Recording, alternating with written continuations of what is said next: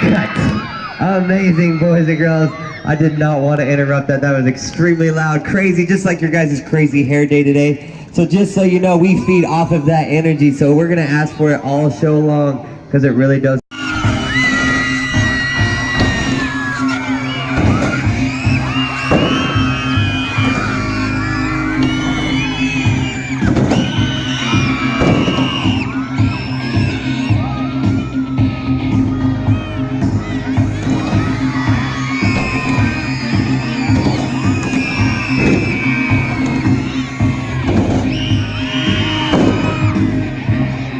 I will stay drug free. You guys know what Red Ribbon Week is?